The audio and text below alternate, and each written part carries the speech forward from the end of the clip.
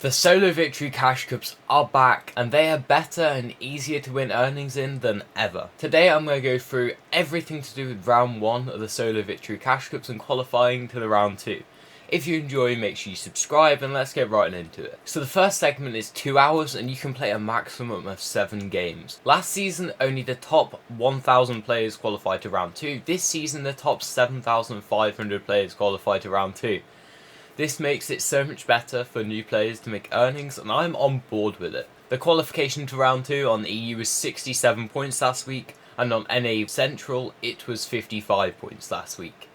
These are by far the 2 hardest regions. In any other region, the score will be down here somewhere. In terms of the scoring is 30 points for a win and 1 point per kill. This is completely placement based and is exactly what we want for a solo event, especially for them new and upcoming pro players. First thing we're going to talk about is the drop spot today. You're going to need to guarantee a drop spot that has a Katana in these early games. This is because we're playing for consistency this tournament, and without a Katana you're going to have to probably get a refresh at 4th or 5th zone, and that's going to harm your chances of placing well in the game. The drop slot needs to have the Katana chests that have the Katanas in, or have enough floor spawns to where you can guarantee a Katana most games. A drop like this could be Mega City, and a drop that has the Katana spawns could be Kenjutsu. As well as this, you need a drop spot you will survive off spawn every game. Off spawn deaths means you lose game timing, and in a 2-hour tournament game timing is vital. At my estimate, you should be playing at least 5 full games endgame in this tournament in a 2-hour time space, and if you start dying off spawn that becomes 4, and every time you lose games where you're making endgame you lose massive amounts of points. Don't do it, it could cost you the qual. Land somewhere consistent. I'm not saying you don't have to take spawn fights, but I'm saying you only take spawn fights if you have a massive and clear advantage, so shotgun or mats. If the player doesn't have a shotgun and you have a shotgun and you have mats and they don't have mats, of course go kill them, it's a free kill.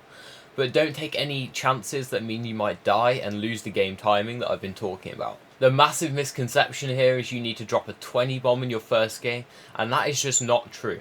I'd suggest you play a placement 100% first game. These are the worst lobbies, and some people might say they're the easiest to W key, however disagree. They are the easiest points for placement. Players are going to be dying all over the place because they're thinking, and their common misconceptioning, that they need to drop a high kill game, so they're full W keying, everyone's full W keying, and they're all dying. This is the freest placement you'll ever have. If you can secure a first or second, no matter how many elims in the first game, you can get 25 or 30 points in the first game. This is almost halfway to qualifying on even the hardest region, EU. I suggest you play the rest of your games consistent, getting top 10s. A second and 3 top 10s will qualify you on any region, even EU. A massive strategy for round 1 is saving your game time augment, as this is an extra pizza and 3 chug splashes whenever you need it.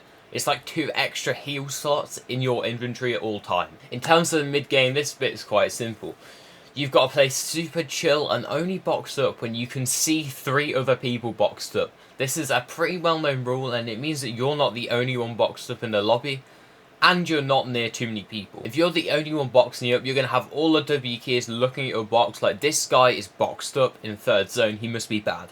But if you go to 3rd zone and everyone's boxed up, the W keys have so many people to choose from, and they'll probably get focused if they do key anyone. So that is a good time to box up. I have zero shame in saying this next point. Bushes are your friend.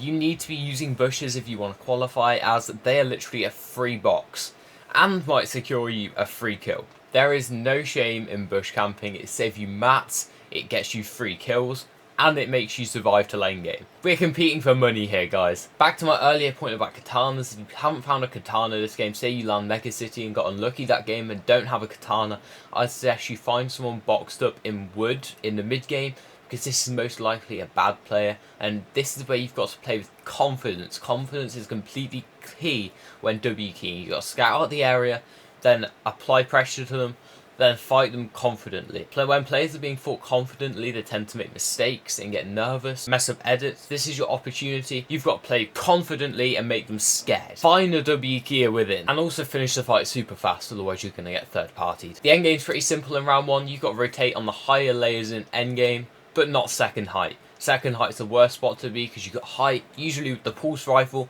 raining down fire on you. You don't want that. You want to be just below second height, high up, so you can use the katana as leverage to fly across the map and not bump into any builds, but not too low where you're going to bump into so many builds. Another advantage of being quite high up and not second height is that you can beam a lot of people flying with the katanas. Now this strategy might be a little bit risky, but I want you to box it with wood on the first moving zones. If you think about it, you're only going to be in there for like 10 seconds at most. It's a little bit of a risk, but by using wood on the first moving zone, you can then save the mats for the later moving zones, and that means that when you're in the later moving zones, katanas will not break your builds that easily. And this is a massive advantage to have, because wood builds break like butter with katanas, and if you save your wood till the very end, you're going to have people katanaing through your base left, right and centre. But if you use all your wood, by the time the last moving zones come, you're going to have all your metal and all your brick left, and people aren't going to be able to break into your base. Now in terms of the heal-off strategies, I would not try any flopper bases or jelly bases in round 1, as the heal-offs might not even last 30 seconds in these lobbies, so there's not really any point. Other than that guys, you got this, I believe in you. If you want a round 2 version, then comment down below, I want a round 2 version, and watch this video right here for another banger.